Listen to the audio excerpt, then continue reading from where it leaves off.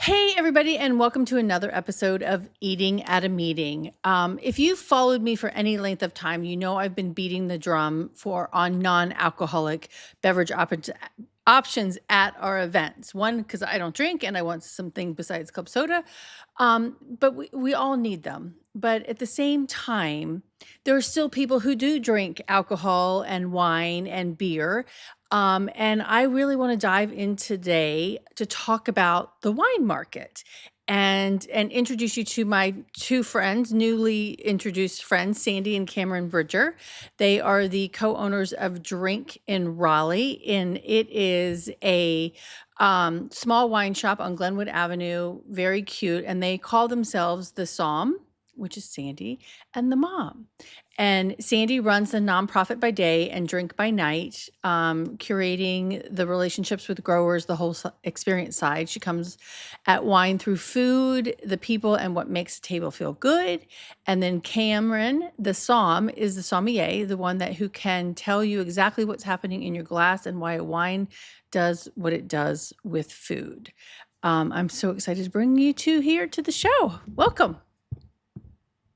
Welcome, Tracy. Thank you for having us. We're Yeah. excited to share all of our wine. Exactly. And you have lots of it behind you. And I'm excited that our friend Kelly's wine is somewhere on the shelf behind you as well from California. Okay, so you're the Somm and the Mom. So Cam, that's the technical side, the sommelier side. And Sandy, you're like Yes. about the community and the food. When you're choosing wine together, where do the two of you most often see it differently? And how does that push and pull actually make the final pick better? Most or always. So, no, we have different tastes. I always go back to the adage where she has the better palate, and the nose. I like the pairings in there better. But she has a tendency to go one direction. I have a tendency to go the other. And after some time, we kind of meet in the middle on some of the wines. It's specifically the food, though. Yeah. We go through the food, so look at the foods and say, okay, what's going on? She'll put this. I said, well, I like that. And then I'll put something. She goes, well, I like that. And then we finally figure out a wine that kind of is in the middle. And our reps also know who they're tasting with, so they'll bring certain wines. Cam's more old world traditional style. Mm-hmm. He really wants a very well-structured wine. Whereas I'm more adventurous and I like when you're doing cool kid stuff. She wants chewy wine. I do not want chewy wines. I want wines that you're doing something interesting. Maybe you're finishing it in an amphor or concrete as opposed to a traditional wood barrel. Maybe you're using a grape that there's only a handful of vineyards around the world still producing wine from these grapes. I want people to drink with curiosity and to travel the world in their glass. So if I can put a really interesting grape or a story or a technique in your glass and it tastes good, that's the one thing we both agree on. It has to taste good because every wine in our shop we've tasted, we've agreed on it, or at least one of us has liked it. Mm-hmm. And that way we're able to put out, this is a really well-constructed wine. You're going to be pleased with it. And if you're not, bring it back and we'll take it home and drink it ourselves because we know we like it. Okay, so there is so much that I want to or unpack in what the two of you just said, because I don't drink wine. And I've told you that I know they come from grapes and there's white grapes and red grapes, but you just said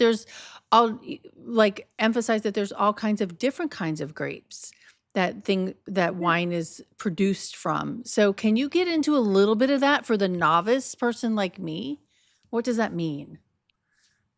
So the wine is made between the 30th and the 50th parallel on both sides of the equator, Okay. in that range. And so it means everybody has grapes.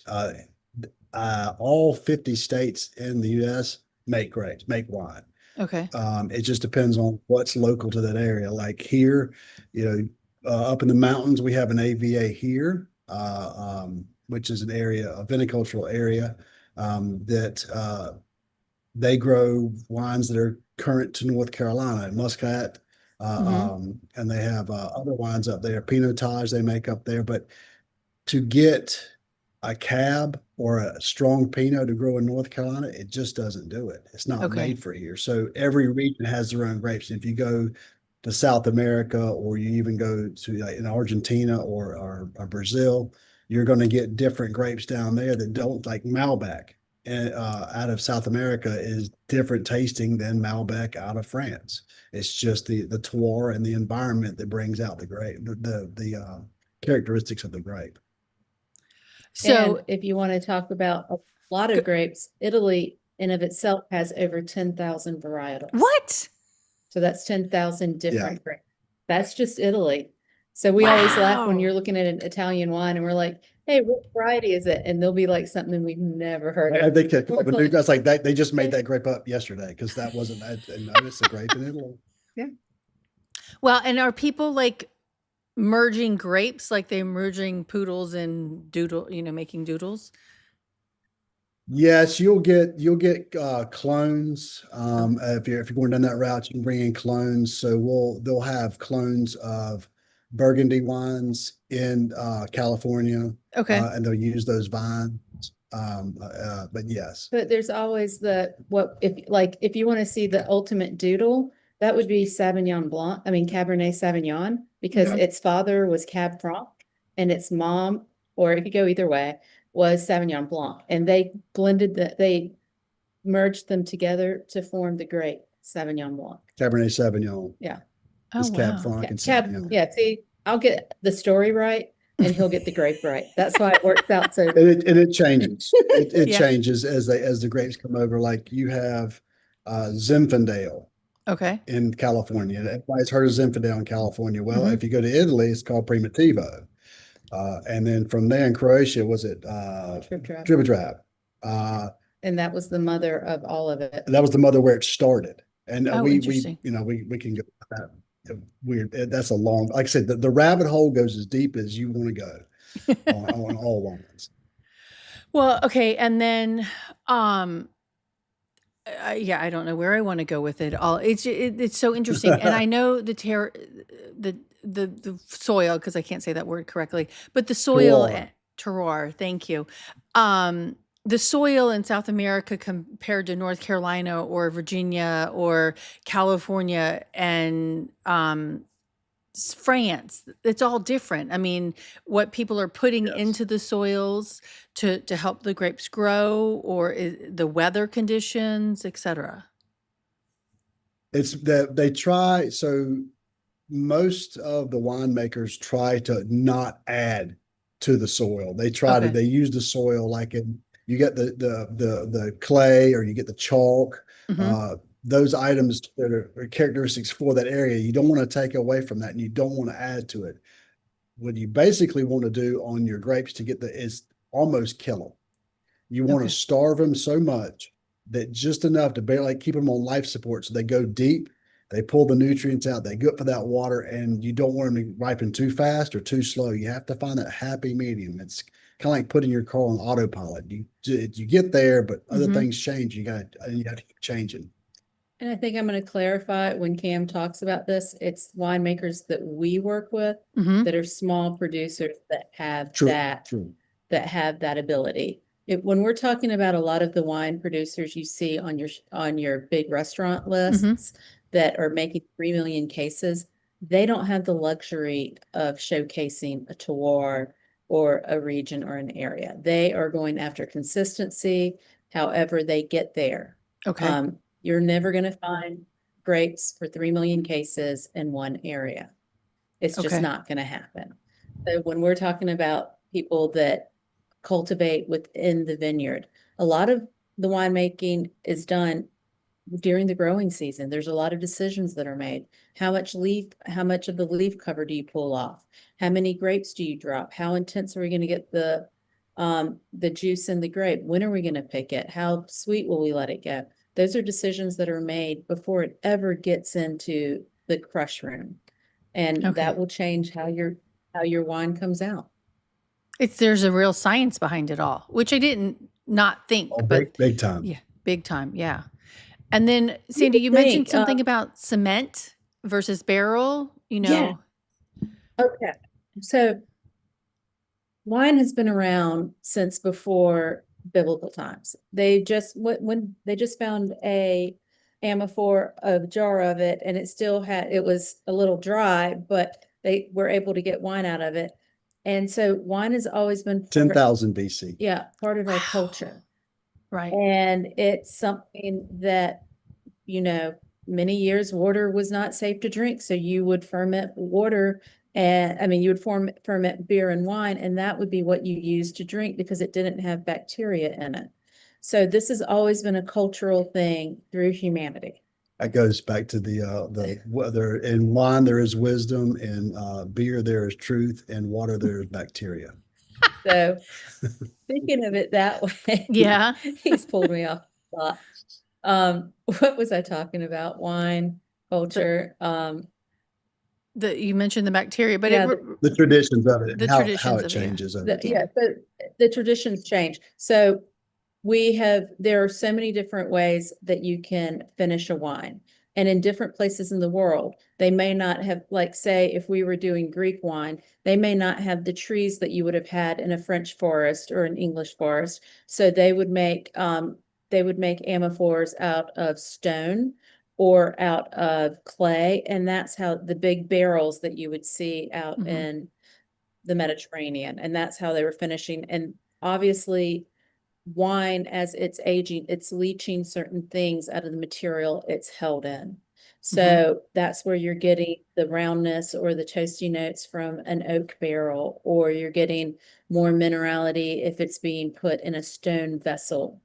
It changes how the wine performs. It also changes the oxidation rate that goes between when it's fermenting between a barrel that may be more porous than, say, a glass-lined amphor, where there Okay. is not very much change. And then a lot of people do stainless because you can get big vats of it and it doesn't change. You're getting true. What would you say, Cam?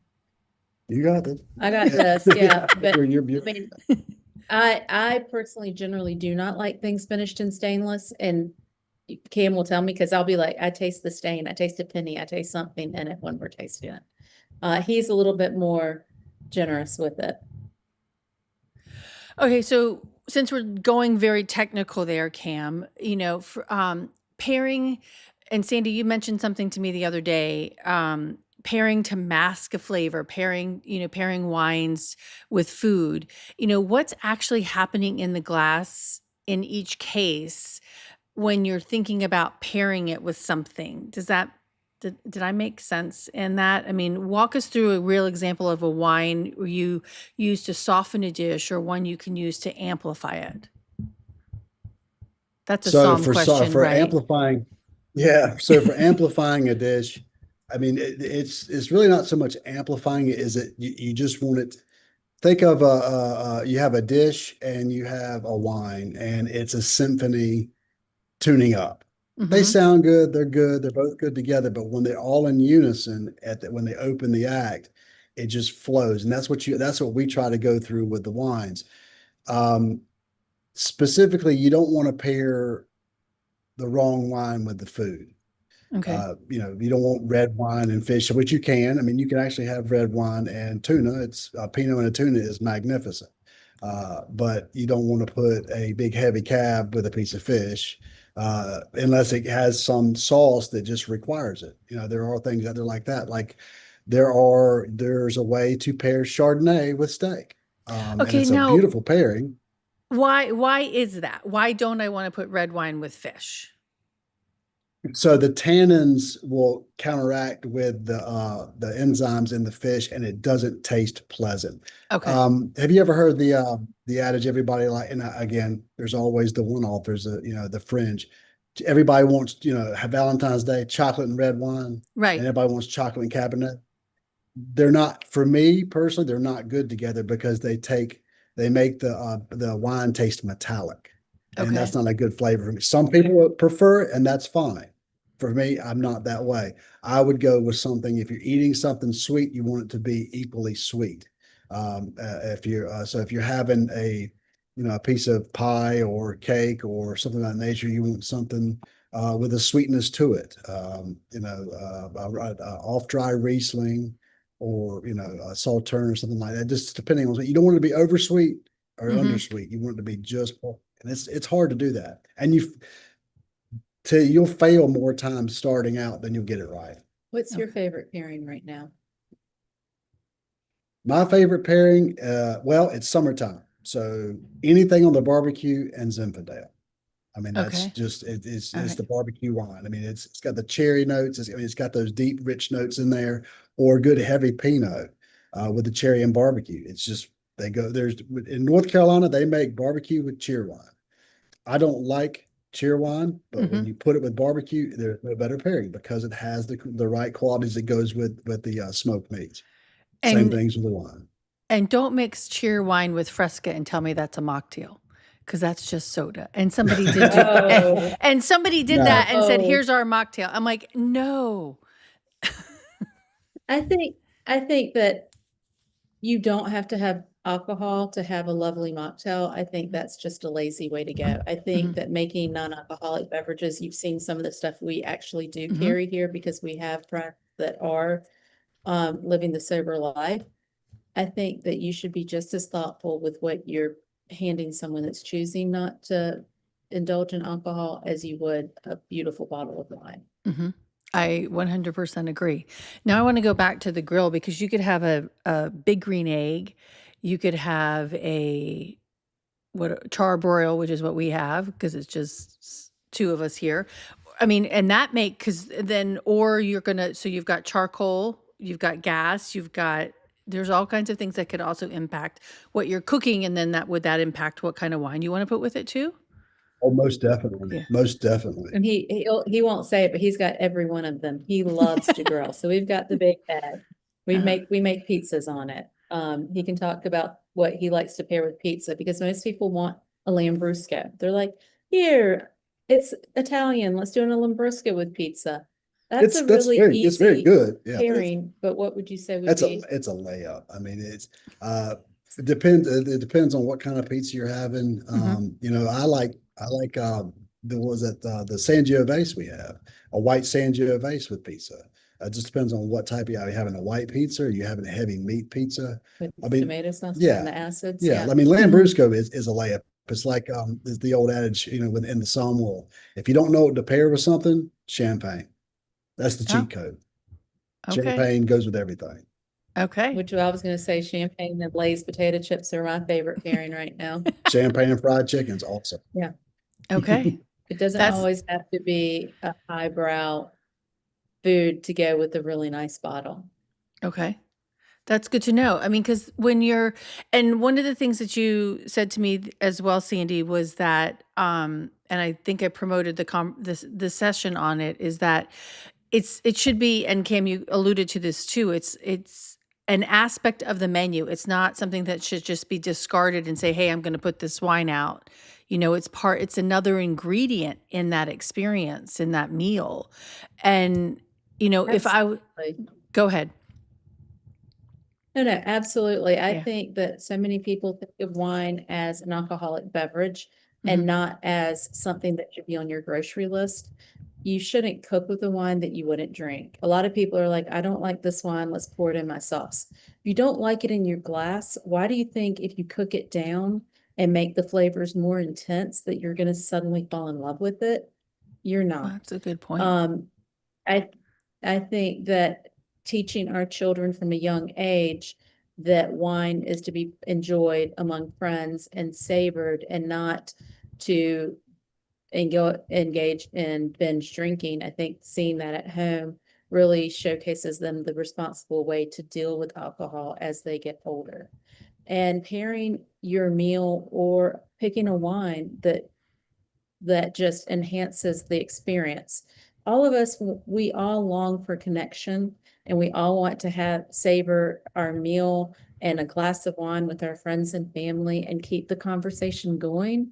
And there's nothing better than to have that beautiful wine, which doesn't have to be expensive. I think a lot of people think you have to pull out the banger, $200, $300 bottle to make the night special. You can make the night special as long as it's thoughtfully curated with a $20 to $30 bottle and sharing it amongst your friends and deciding, having a conversation. Do you like what this is? How it tastes? What are you pulling out? it's a fun game to play. Right. And I think it's more fun to talk about ideas than people or events. I think If it's you're always nice. if you're drinking wine for the effect, don't. I go for the experience. If I want the Mhm. effect, I get a martini because I get it twice as fast for half as much. Yeah. So for me, it's the food. It's just another item on the table. That way Okay. you can experiment. You pull 3 or 4 wines out and everybody try them and learn. I mean, that's the best way to learn. The best, I have people come in and say, how do you learn about wine? I say, get a wine until start popping corks and learn. Taste them. Yeah. Okay. Now, okay, so let's just pop in and talk about the wines that are behind you because the two of you focus really on the story, and this is the headline or the title of this thing, the story, the sustainability, and the bottom line, because you want those small producers to succeed. You want to succeed, but how do you bring in the story and the sustainability in the way that you're choosing your wines in small producers? Okay, I'm gonna let this is where my wife comes in. She's the storyteller. She remembers everything. I Okay. mean, when I say she remembers everything, she remembers everything. She's the Google. So, we go and meet the winemakers and they tell the stories and then she can recite them. So, and that's generally, what we want with the small people. We taste the wine so we know if they're good or not. We don't just bring them in because it's got a fancy label. We actually listen to the story. And what they're doing in the vineyard. Cameron and I, when we started our business 8 years ago, we made a conscious decision as we are a small family business, we wanted to promote other small family businesses because they're the ones that show up in your community time and time again. They're the ones that are giving to your local food banks. They're the ones that are taking their kids to the dance classes. They're part of the community. And having said that, there have been wines that started off on our shelves and their dreams were to get big and get into the grocery stores. And we applaud them because that's their dream.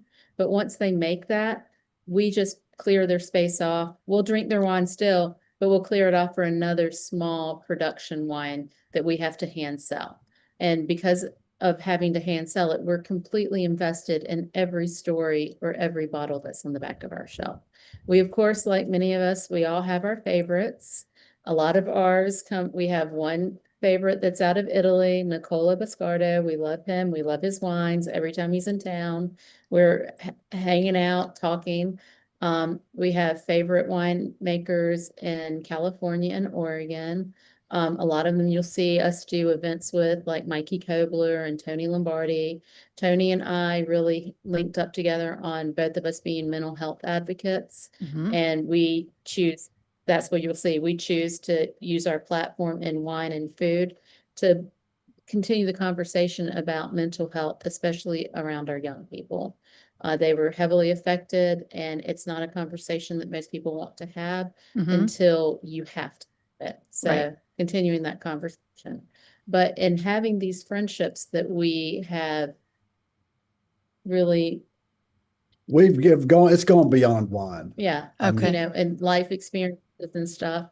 And having that, we know how they make their wines, what's important to them, what they're doing that's exciting. And we are able to translate what they tell us over dinner to our customers. So if you're pouring a bottle of, let me say, Pax, who I love Pax Mall. I went and visited him in California. He's another one of my favorites. But you're pouring a bottle and you're like, yes, he is a really great winemaker, but he's also one of the first American winemakers to get 100-point Syrah. And that was a huge deal when it happened because that's what France is known for. And Right. so to be able to put one of our winemakers on the same level, even though their wine should not taste the same because they're from completely different areas and they're doing different things. That was like, hey, we're up in the big leagues now. So I love telling those stories. So when I'm telling my customers about it, when they bring a wine to it as a gift or to a table, they have the backstory. So it sticks in your mind and you don't just know, hey, here's a Pinot Noir from California. It's really yummy. I don't know Mhm. anything about it. Yeah, I think that's what makes the difference is the stories, because Yeah. stories connect us as people to our food, to our communities, and to each other. Oh, yeah. All right. ditto. Thank you.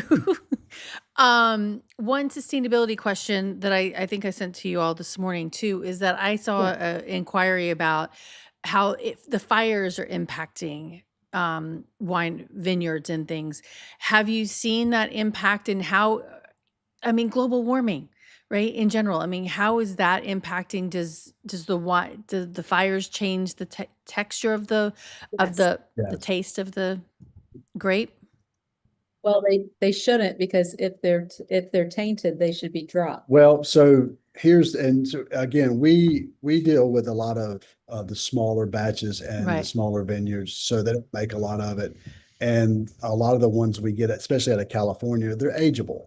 And the problem is if you put it in smoke tank, you may not see it there, but 10 years down the road, you give a bottle to somebody that's aged 10 years, they go to pop, and this is horrible because it's got the smoke taint in it. Now you've marred the name. So a lot of these winemakers will just drop it, or they'll, produce, what is it, the rosés.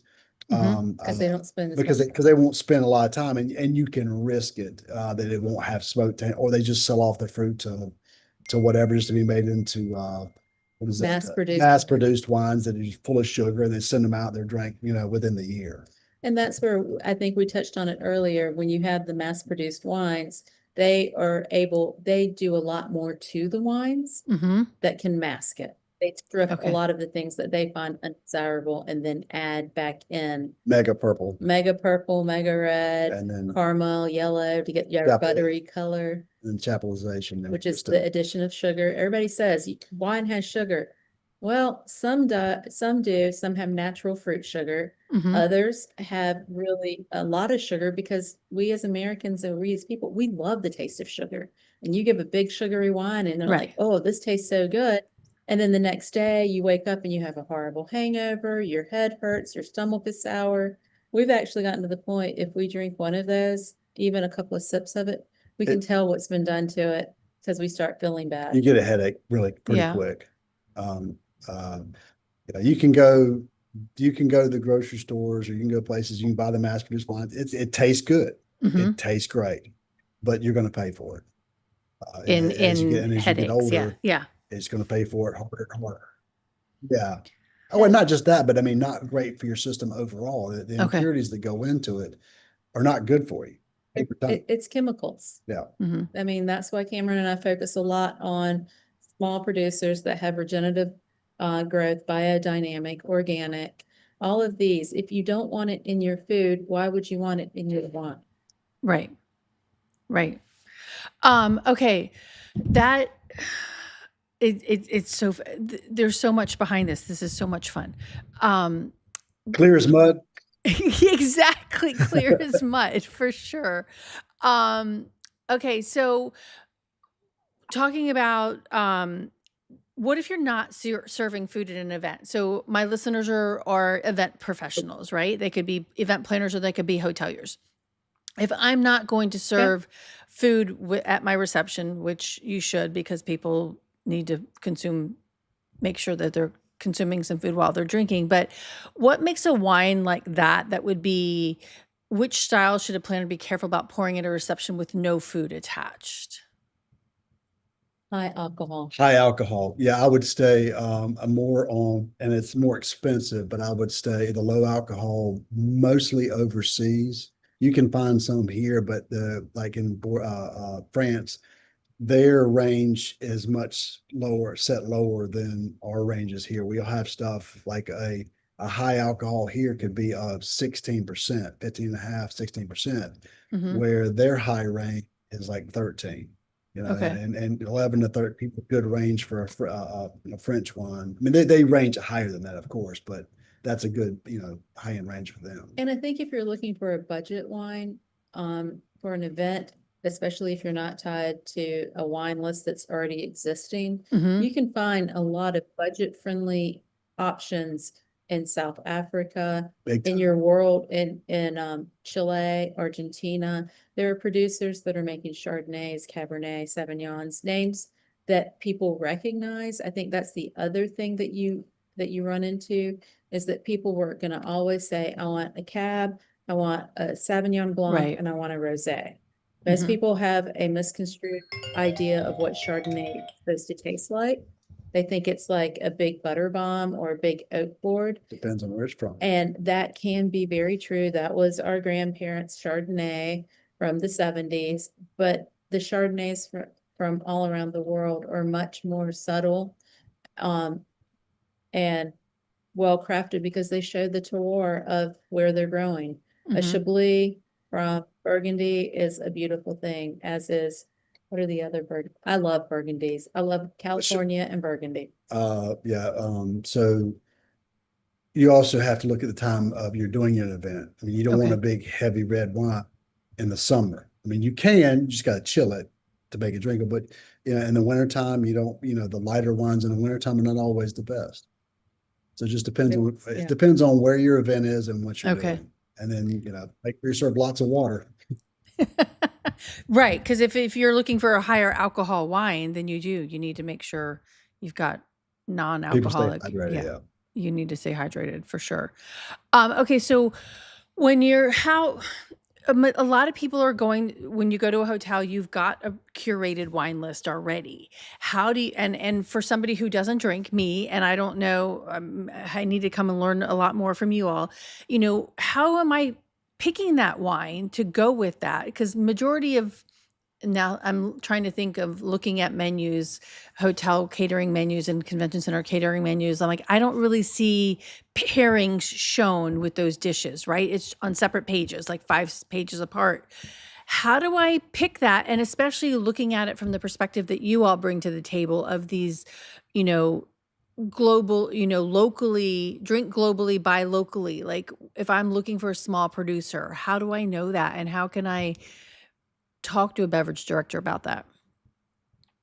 That was a lot in So one question, sorry. no, I got you. And that's one of the things that we really look at a lot. I have a few techniques for that I do personally. If I don't know the ways, you don't know all the wines, you know the Mhm. areas. So depending on what restaurant you're eating at, my first rule always is what grows together goes together. Okay. So if you're looking for an Italian, you're in an Italian restaurant, you want a red or white, depending on what you're having. But a good point is take the median entree, and this is what I do. Okay. Take the median entree, price of that, double it, and then look for a wine in the varietal that you like in that range, and they pretty much pair up. Sometimes you're way off, and sometimes you're right on. But if you get the region and the food you're going with, it's hard to mess it up. And if you're not doing like a big catering, Right. a lot of times beverage directors are very open to bringing in new wines that they Okay. are not able to have on Mhm. their list, their daily list, because a lot of times they have a challenge of people having a name recognition. Right. I mean, we all know Crawford, we all know Trifetha, we all know Josh. And when people go to restaurants and they see the wines over and over again, they just assume that they're a really good quality wine because everyone's choosing them. Oh, and one other thing that you can always do and never feel embarrassed whatsoever. This is how you learn. Ask the beverage director. When Okay. somebody's bringing those wines in, ask them. And sometimes you might look out and actually have a song, depending on the restaurant. And they want to talk. They want to teach you. So Yep. you tell them what you're ordering, and they'll say, "Well, I would go with these three, or these two. Try those out." And you can ask for a taste. And if you're doing an event and you're talking to you and you're making the plans, talk to your beverage director. They may have wines that they would have loved to have brought in at a good price point. It just didn't align with what they thought that they could sell night after night. Okay. And they're always able to bring in wines. Okay. And always be very honest about what your price point is. If you know that you can only afford for this event to spend on average between $6 and $10 a bottle wholesale, let them know. Okay. Because that way they can look at their numbers and see what they have that they can put in that slot.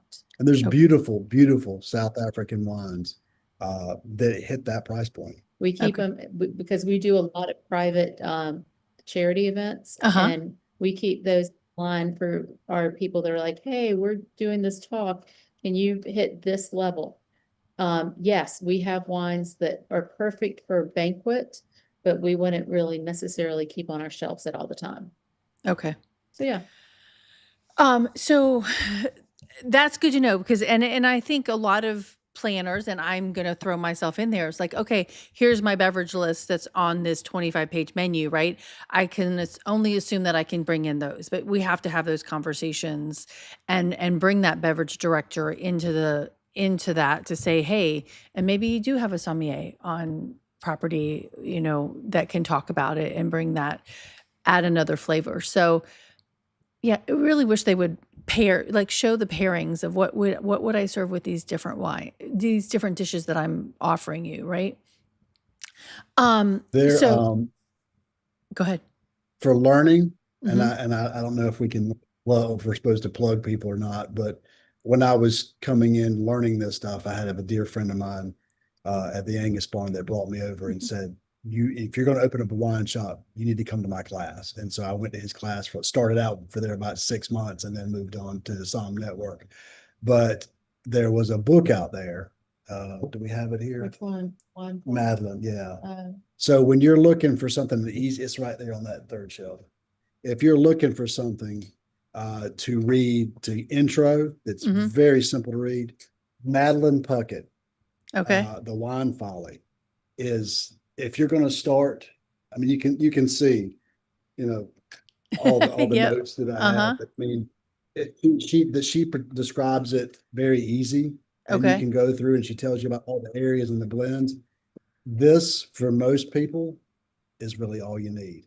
Okay. And once you dive into that, You can go you further. you can springboard off there into something else, and learn. I mean, you can go all the way up the chain.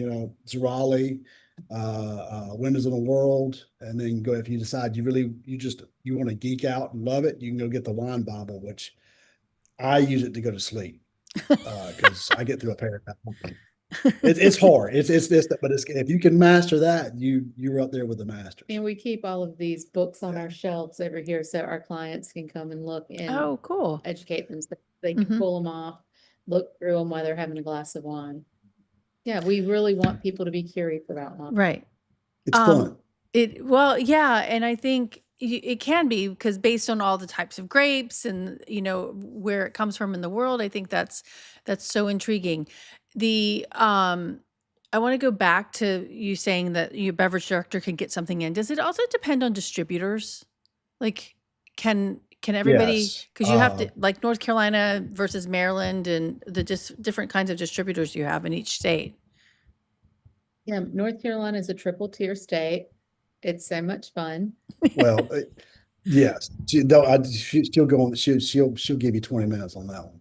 Um, yes, but some of our distributors have places do like North Carolina and South Carolina. So special orders, if they have stuff come in, you can get things that you normally couldn't get. But if you, like you said, if you have a beverage director or anybody, and you want to just tell them you want to taste the wines, you want to go through them. Don't make me pick. Bring me some wines in. Let me taste them. They're usually more than happy to help you out just to make the sales. And Tracy, I'm happy to step in for you Yes. since you do Okay. not drink, and I'll just show up and try them all for you. Okay, I But, appreciate that. No, I think most restaurants and most venues have established relationships with distributors or Mhm. who they get their wines from. And so they have longstanding relationships so they can get you what you want. Okay. Maybe not the brand, like if you're looking for a very specific brand, not Mhm. everything is distributed in North Carolina. I'm speaking about North Carolina.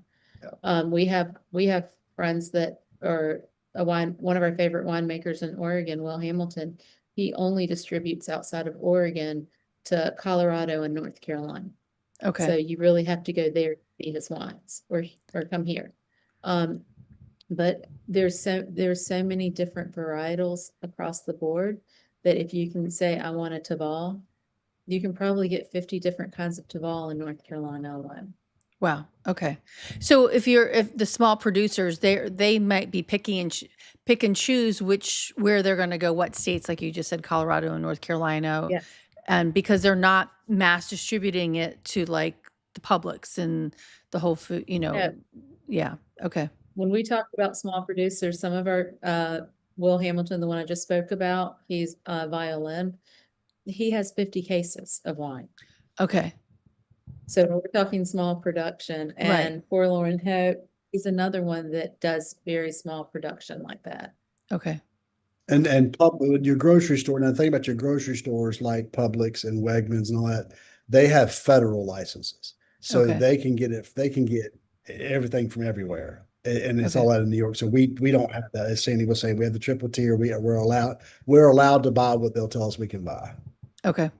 All right. Now I want to get, you mentioned, we were talking about pairing with foods, and Sandy, you mentioned that you really support mental health. And so you have an event called your Foundation of Hope tasting during mental health awareness week, and you do a lot of other fundraisers. How do you work with those organizations to pair the food and the wine to make those events stand out and get people to give more money, or create Oh, that well, I think, community? well, we do our events separate because a lot of the foundations we work with, like Helensky's Hope and Foundation of Hope, they have so many things going on that when we're just trying to get the message out, and we come together as an advocate. So, Okay. and they come in to talk about what they want. We've done the dinners. We worked with a chef that we're very familiar. She does a lot of our wine dinners, and mental health is important to her. So we talk through the wines. Whenever we do a wine dinner, we start off with the wine because that's what we want to showcase. Okay. And then we do the tasting note, say, what do we want? I think I said this when I'm tasting wine. What do I want to eat with this? What does this make me want a big plate of? Okay. And that's how we go down the path. We don't pair, our wine dinners are very unique, whether it's for a nonprofit or just for bringing people to the table. Mm-hmm. We do not pair with what's on the menu. Okay. I know a lot of people, a lot of restaurants, when they do a wine dinner, they're like, these are the wines we're bringing in, and we're going to pair it with whatever's there. And we're just going to say they go together. There might not be as much thought put into it. Like after one of our last, the dinner we did with Mikey Kobler, he loved the little ravioli that Margie made to go with his Gewürztraminer, and he's asked for the recipe to go in his winery's cookbook. Oh, That's wow. the type of thought that goes into how we pair stuff. So you're doing it the So it's very opposite unique. way that most people do it.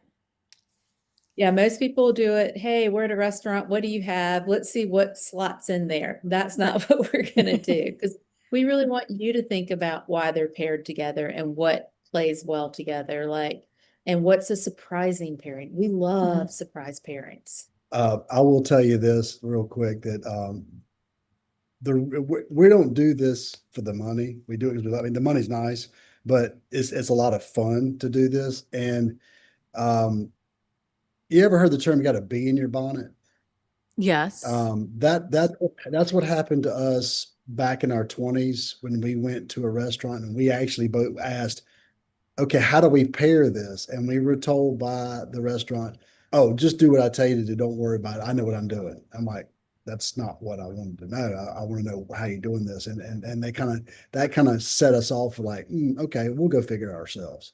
And that started the path. Yeah, I mean, I Wow. think that there was a lot of time in the 70s and 80s when America was first getting into the wine and we were playing on a broader field. We had the Robert Parker point system that told us these are really good wines and Okay. these are what you're looking for. Don't get us in trouble. Robert Parker, they were right, but that's not all there is. But it's almost like how when the Protestant church broke from the Catholic church because they got tired of people telling them how to think and that they needed a voice to God.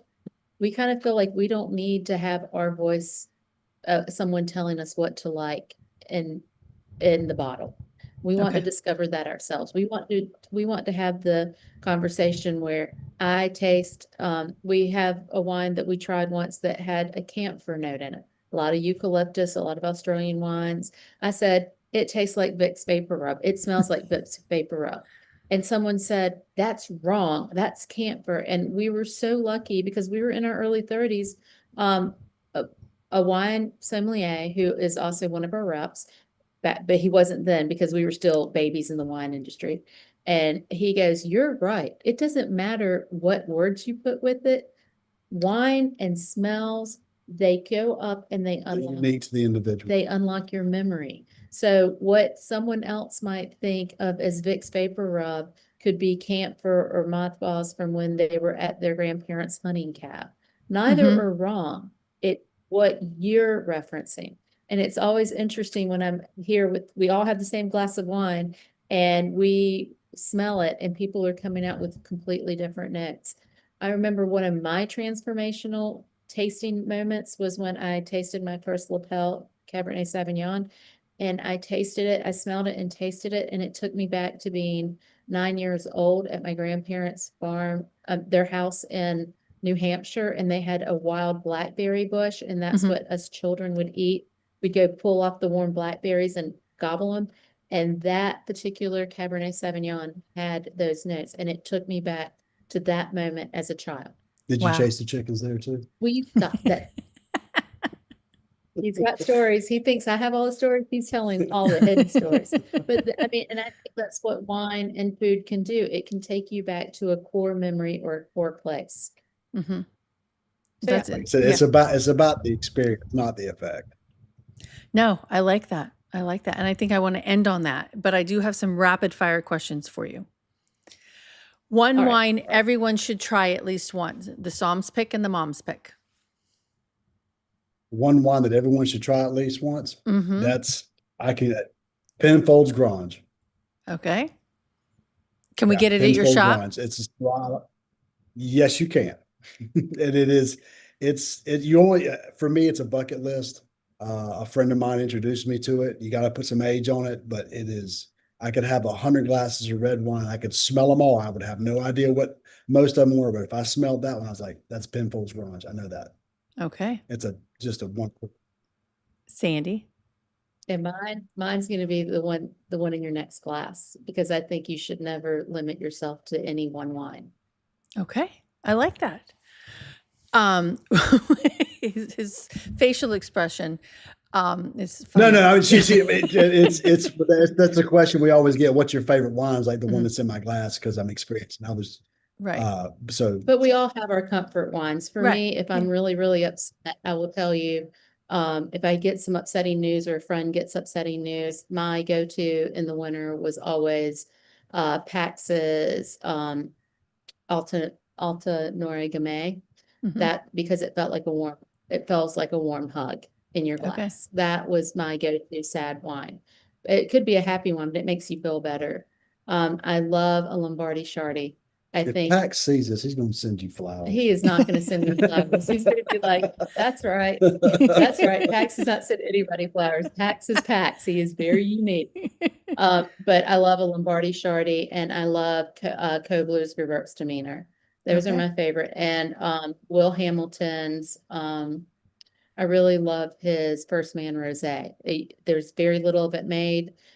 When we were able to Yes. get it, I take it. And I love Samantha Sheehan. Anything Samantha Sheehan and Jennifer Duck Darted does. I mean, this is why I say it's got to be the next class, because I can go Mhm. down the path. Now, I want to, Okay. before I go into my other rapid fire questions, you just intrigued me because you were mentioning a bunch of gentlemen, men who are doing wine, and then you jumped to two women, and then I know Kelly, and we both know Kelly. So, what is there an The influx breakdown. of women in winemaking? Yeah, And we what is have the a ton of breakdown? them on our shelves. Yeah. Well, when we started 8 years ago, less than 10% of wine professionals were women. Wow. We're talking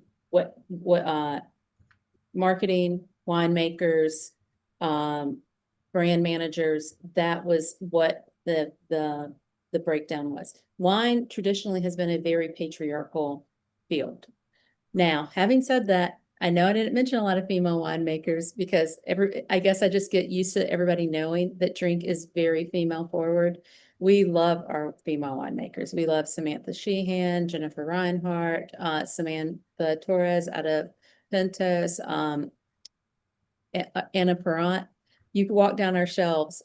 at the beginning, we had little pearl necklaces on our winemakers, and I'd make them by hand so we could say at a glance you would see them.